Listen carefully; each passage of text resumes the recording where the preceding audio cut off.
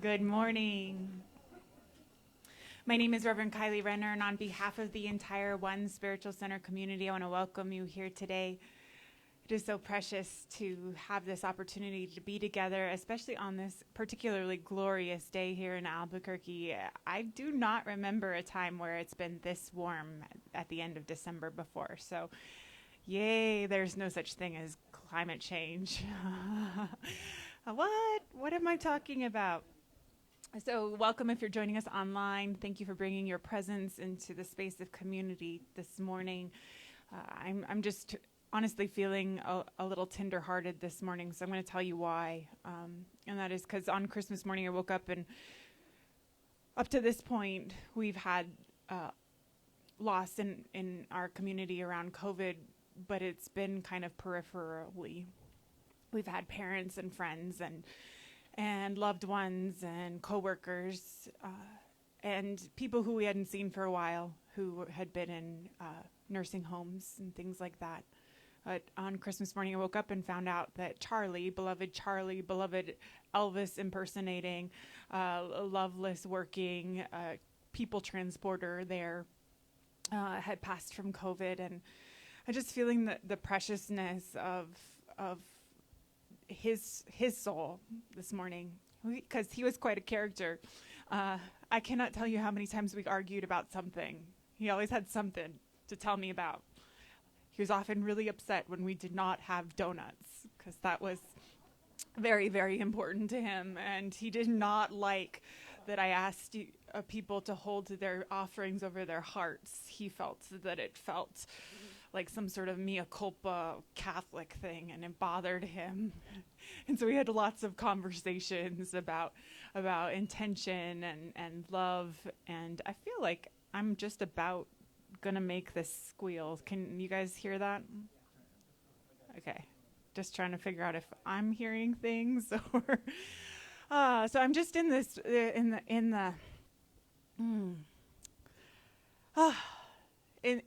the tender-hearted part of recognizing how precious it is that we get to be here together on this planet, and to do this dance that we get to do together for however long we get to do it for, and all the things that we teach each other, all of the places where we rub up against each other's rough spots, and find ways to deeply and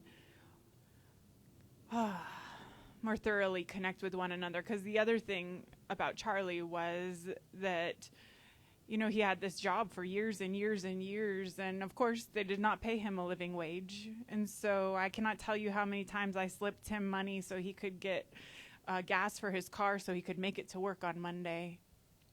And I just realized there's a level in which there is so important for us to make sure we're taking care of the most vulnerable amongst us right now, especially.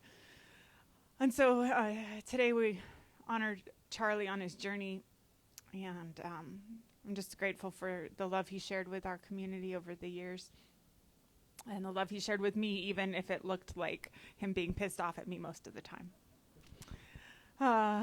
So we're just going to anchor into this morning. If you're comfortable closing your eyes and just breathing into this day, this precious, precious, precious day. This day that never existed before and will never exist again.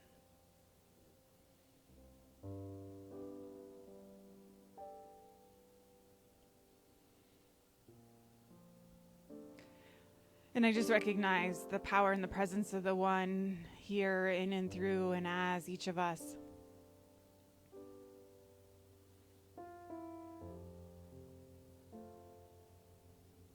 The one that shows up in all sorts of different forms, with different ways of expressing and deepening.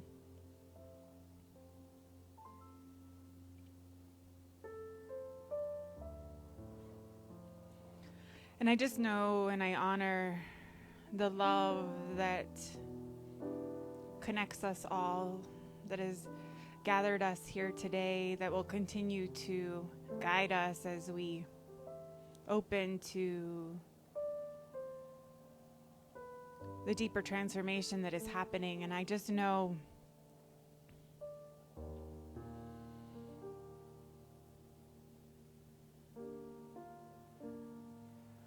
that love knows how to embrace us.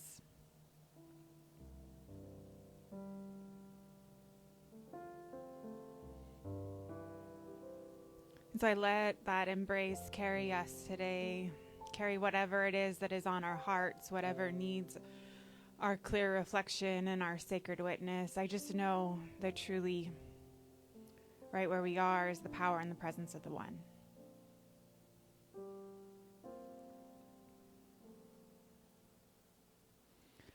And so I just know that whatever that needs to be said or heard or felt is today in exactly the way that is needed for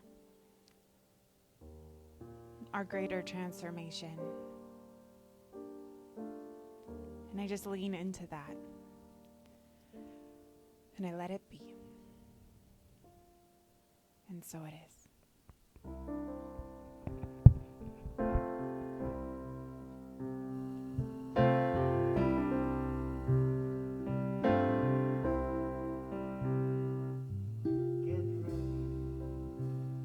My soul, I'm diving in. Get ready, my soul. I'm diving in to the deepest kind of love, to the sweetest kind of life. Get ready, my soul.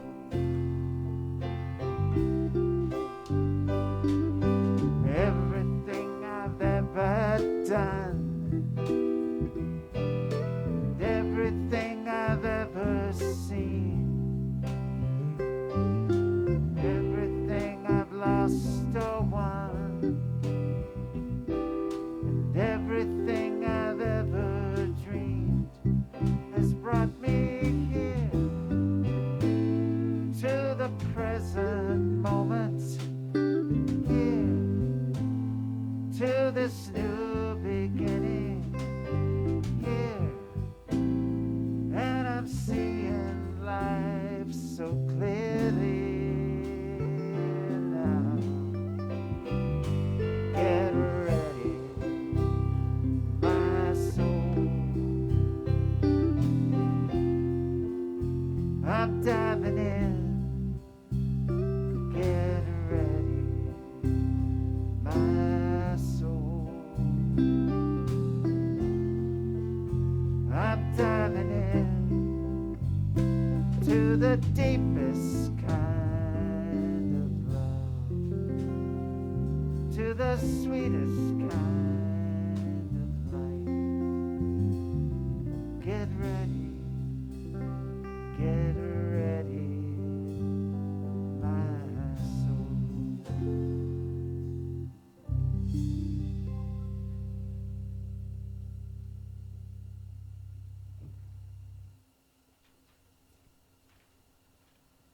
So to prepare the way for our meditation today, a brilliant, new, beautiful song by John Bartlett. We're going to prepare with this poem by Mark Nepo. It's entitled Somewhere. As something is breaking, somewhere something is being joined. As something is joining, somewhere something is breaking. As something closes, something opens. As something opens, something closes. Where there is dark, somewhere there is light. And where there is light, somewhere there is dark. When things go clear, somewhere things are thickening into confusion. And when people are agitated, others are calm. I don't understand this, but as something is taken, something is given. As something is given, something is taken. As someone is cruel, someone is kind, and when kindness appears, somewhere something cruel is poised to sting. When someone is lost, as another is finally at home. And some are aware of this while others are not. The way things break and join at once, the way people are cruel and kind at once, the way life constantly opens and closes, how there is light and dark in every soul. how we're clear and confused just behind our heart and lost and at home in every breath. This is the river we're born into. Turbulent at the surface, swift in the deep. This is what we try to make sense of and live through, feeling it's all too much, but needing more. So lift your head and steady your heart, knowing as you're swept along that experience is the face of God. And so we just take this all too much but needing more, the sense that all of it can exist at the same time, and we allow the meditation to move us this morning.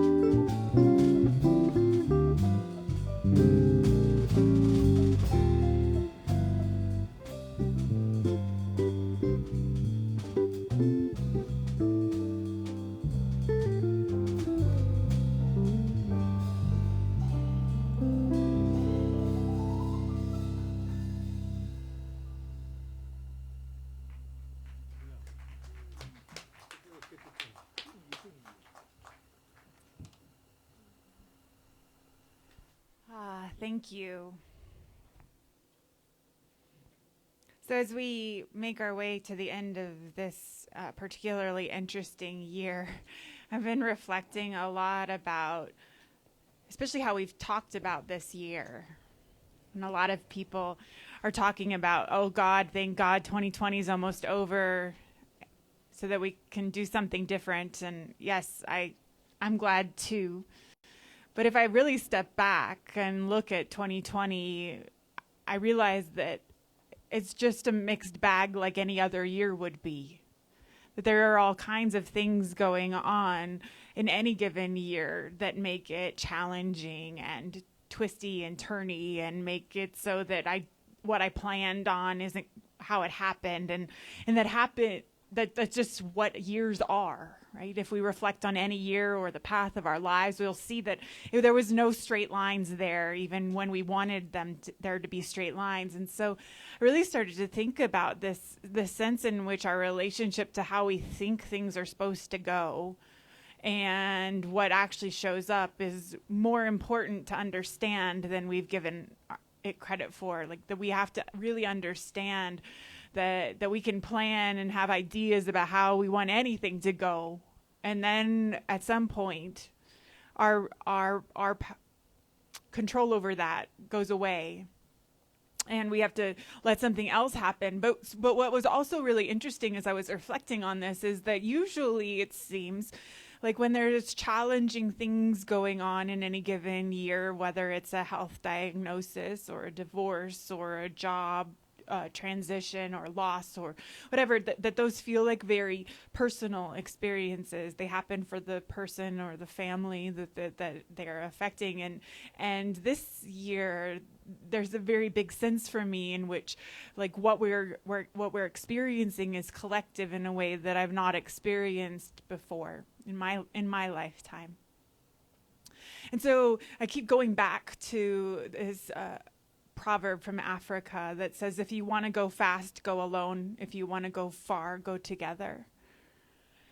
And that there's something that we're learning about the together part of all of this, where we can go further instead of necessarily fast in the direction we think we're going, but that we can actually go further if we learn from this year and this experience. And so I'm in this very interesting space of watching all of that unfold as we prepare the way for the new year. And so if you're going to be here next week, we'll be doing some intention setting in the new year together as an opportunity to look forward. But what I'm doing this week is looking backwards and allowing the experience of remembering that it wasn't intended to be a straight line, and all of the squiggles and the swerves and the changes that happen are part of all of it, and how I am with all of that, letting myself be really present to that.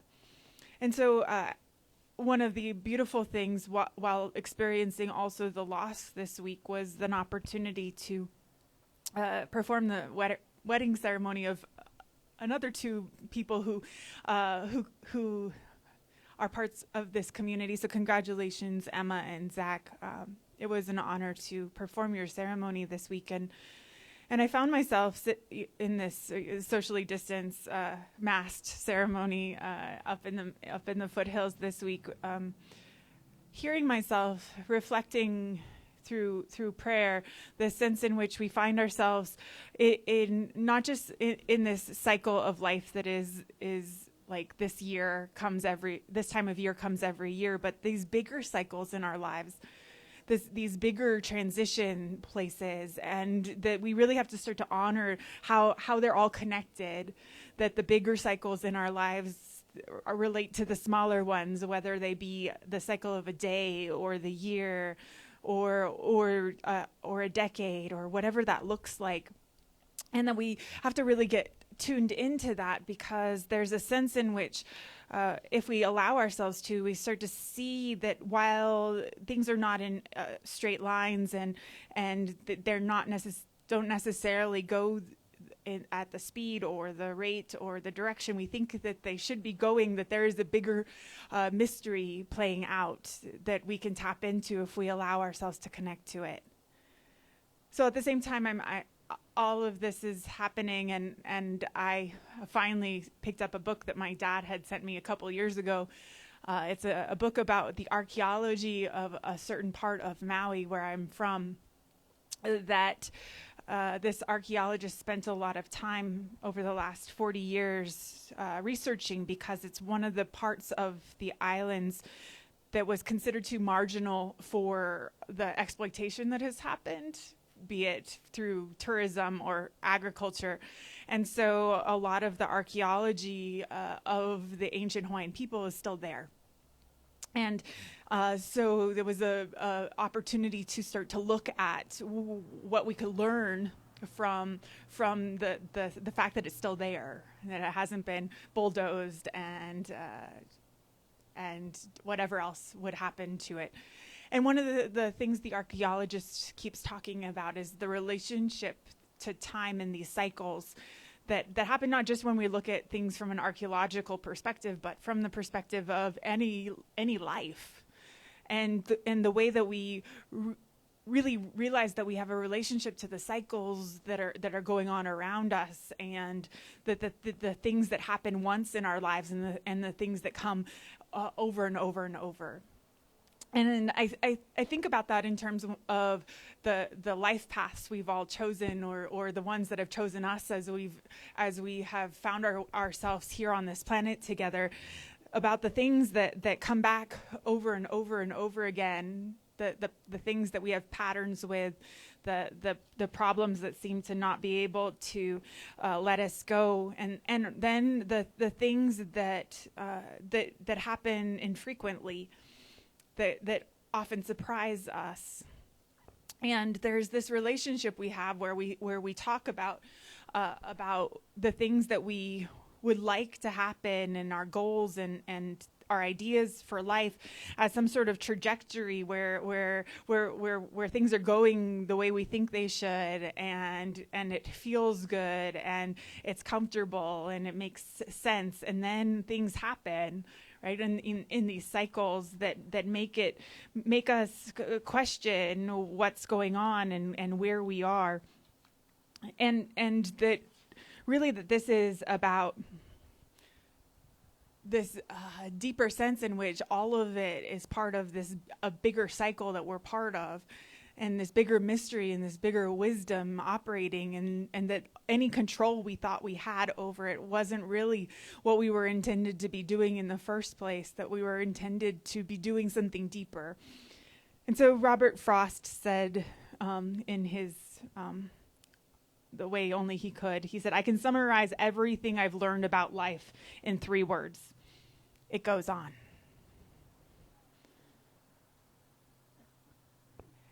And so, yeah, we can tell all these stories about 2020, about how it wasn't how we wanted it to go, about all kinds of things that we wished that we had planned that didn't happen, all kinds of loss that we experienced. And there's also a deep sense in which we're being asked to embrace a bigger cycle that we're part of. and to learn from it in a deeper way. Because we could just learn, the surface level things like, washing our hands more often, or the importance of wearing a mask, and all of those things. But the kind of deeper things that we're being asked to learn are about why we're really here, and all of the places where our lives have diverged from where we thought they were going, and our relationship to all of that. Because I don't know about you, but when that diverging starts to happen, I know in March, for me, I had maybe a series of major freakouts, mostly because it's like, how do I do this, right? Like, if this is diverging from the way that I thought it was all going to go. And there's a sense in which what happens underneath the surface of that reveals a deeper wisdom and a creativity that was always there, that we were capable of tapping into, but we didn't need to before because it wasn't necessary, because we thought we were going where we were going, right? We didn't have to pay attention. And I think that's one of the things that we have to remember, is that we're being asked to pay attention in a deeper way. So Joseph Campbell, also in his wise way that only he could speak, he says this: if you can see your path laid out in front of you step by step, it's not your path. Your own path you make with every step you take. Your own path you make with every step you take. And so there's this sense in this great cycle where if we think we know where we're going from here, then we're not on our real paths. That really, if we are willing to open and pay attention, we'll find out that our path is not laid out in front of us step by step. That maybe the next step is, and maybe a couple after that, but probably not. And that is in fact part of the great mystery that we're participating in, is that it's not intended to look like that. And so it's so funny, right? Because I feel like so many people are drawn onto a spiritual path because they want to start to feel like they have some control over where it's all going. Like things have gotten really wobbly and wiggly, and I'd like to find a way to make it feel like it makes sense, and we get drawn into the path for that purpose. And oftentimes, honestly, for a while, it does start to look a lot clearer, right? Like certain things get cleared up.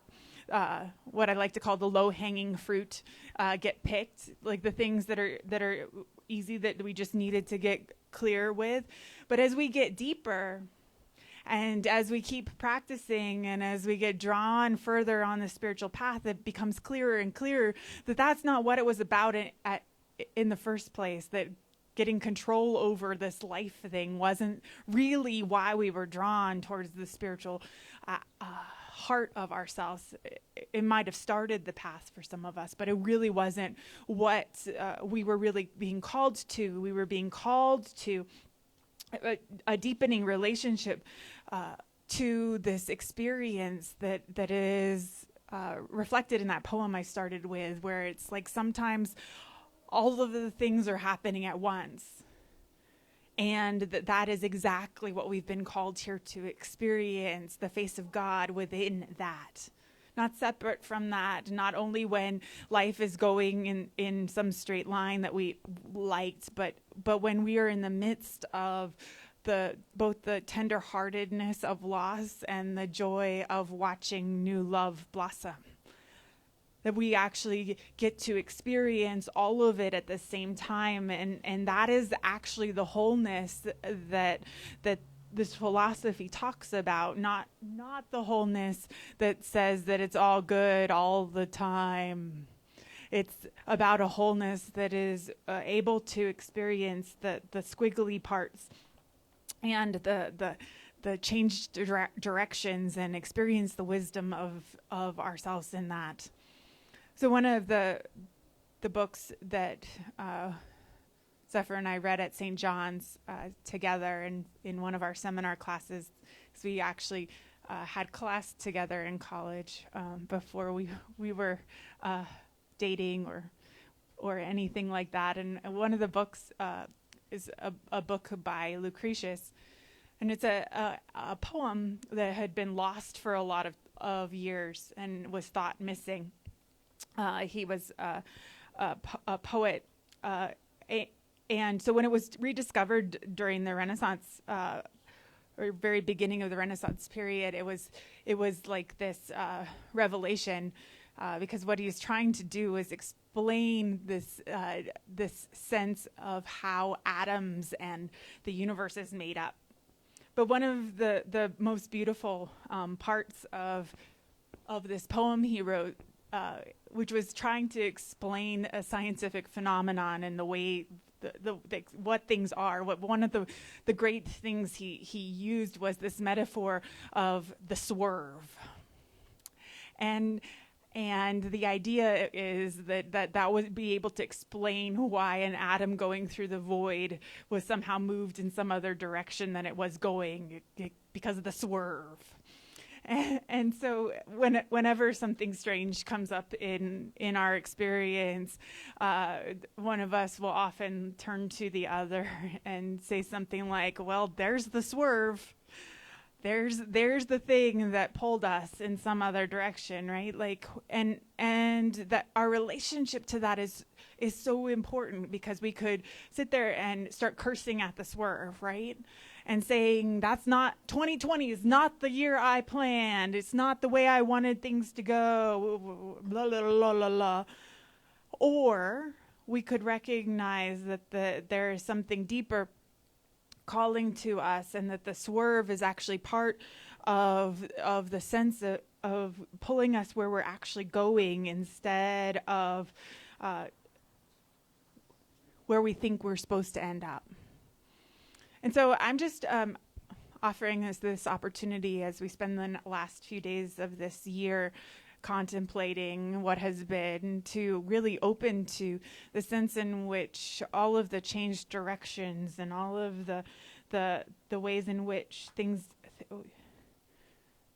didn't go as we planned or how we thought they should are part of a bigger cycle that we're part of, about letting go of all kinds of things that really weren't essential, so that we could discover what was essential. And so that when we emerge from all of this collectively, that we get to pull forward that which is truly this sense of what we've really come here to be and do.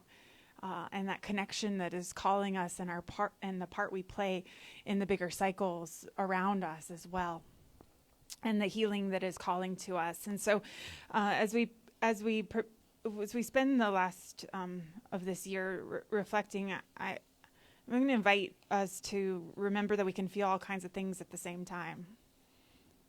So we can feel the grief while also feeling the gratitude.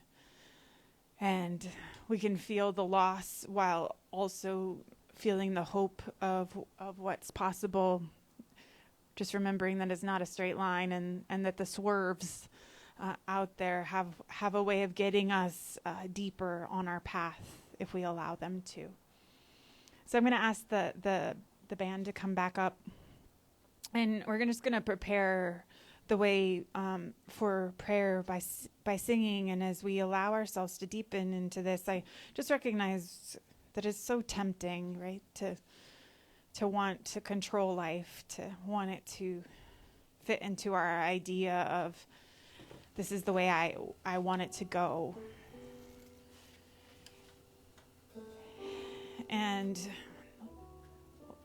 loss and grief and love and all of it teach us that truly there's something more mysterious taking place, and a bigger cycle that we're part of.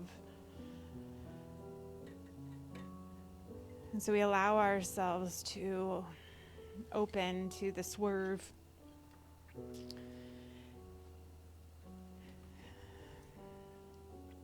And we're going to sing into our prayer, so please join me.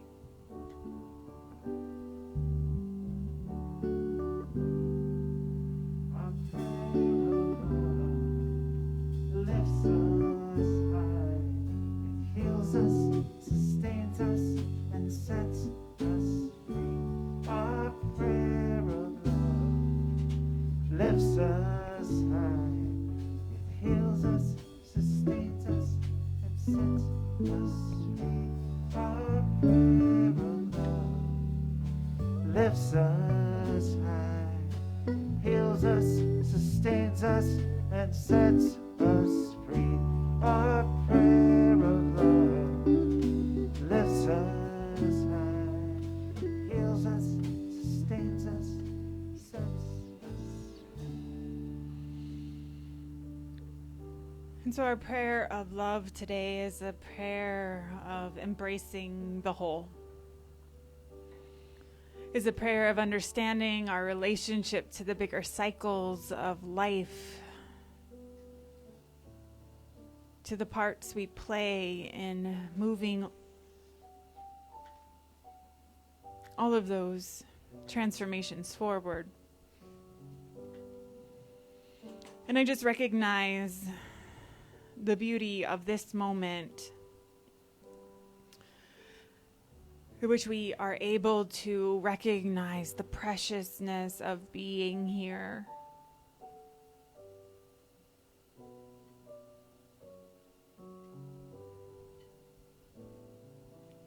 And allowing wherever we are in that cycle, whatever it is that is unfolding in us and around us, to truly guide us in a deeper way, because we are paying attention, because we know that our path is made by walking.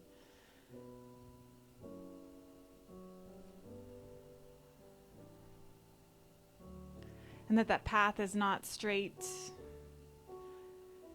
and it probably isn't going the direction we think it's going, and will twist and turn and change us.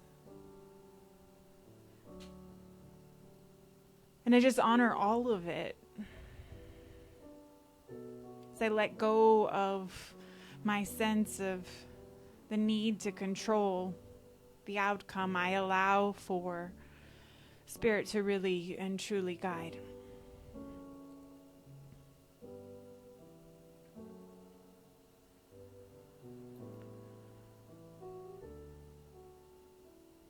And I just know that truly Spirit is present in the great unfolding.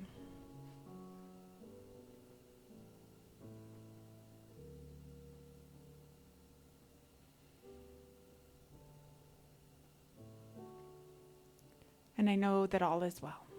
And so I share that love, and I spread that love, and I pour it all over anyone hurting today.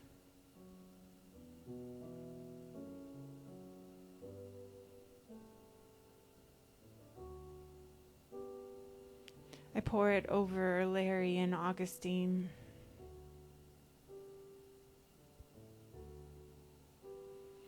And I pour it all over each of us, so that we may more powerfully open to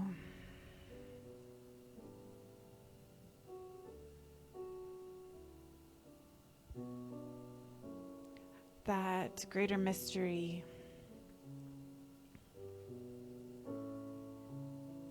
and the true wholeness that holds us all the time. And I just let it be. And so it is. Our prayer of love lifts us high. It heals us, sustains us, and sets us free. Our prayer of love lifts us high. It heals us, sustains us, and sets us free. Our prayer of love lifts us high. Heals us, sustains us, and sets us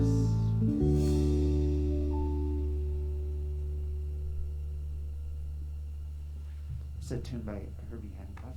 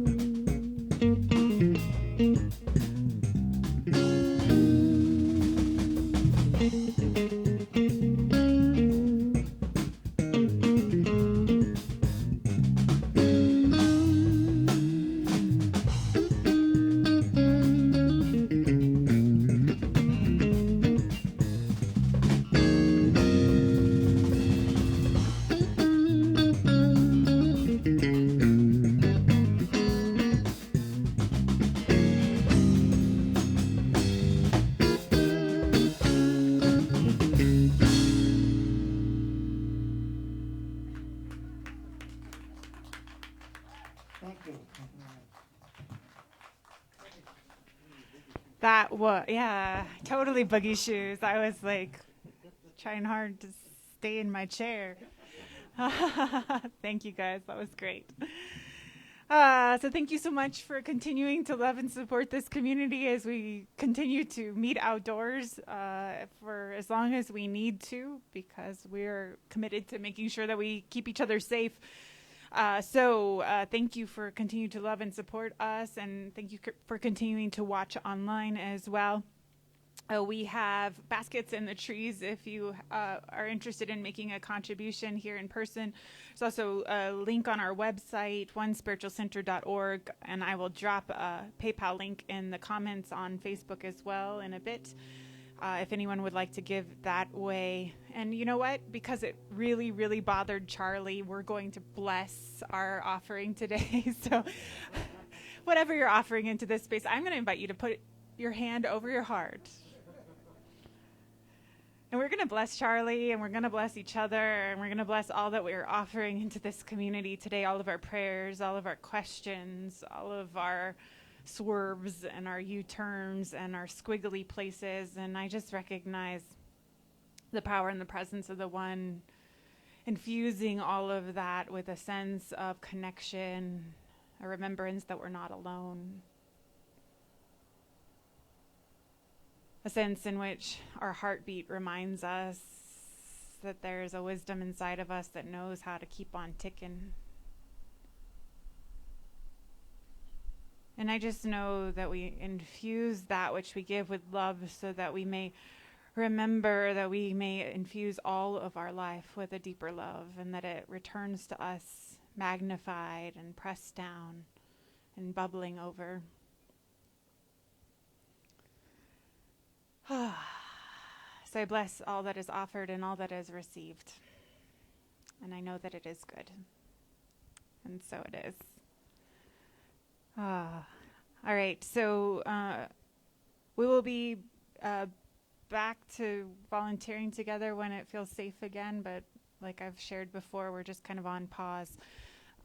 And I appreciate your support in that.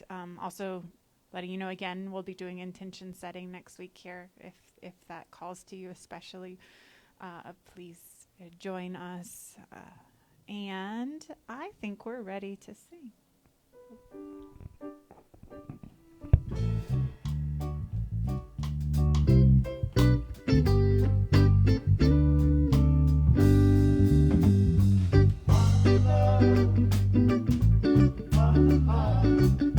Let's get together and feel alright. One love, one heart.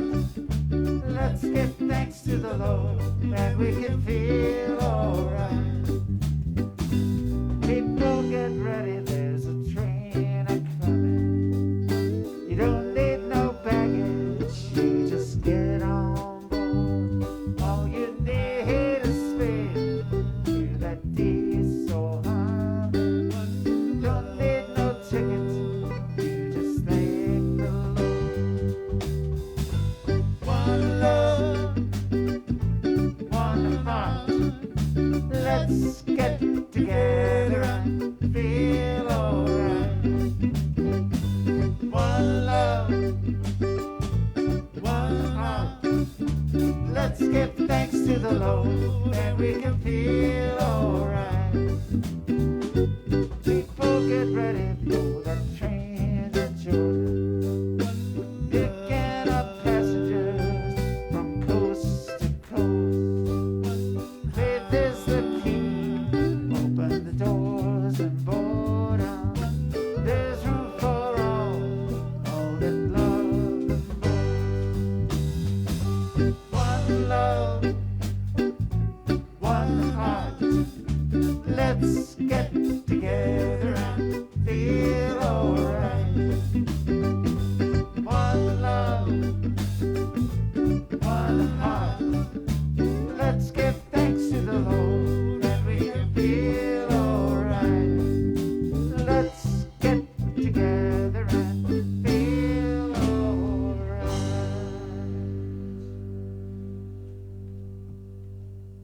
And we have one last blessing to sing to one another.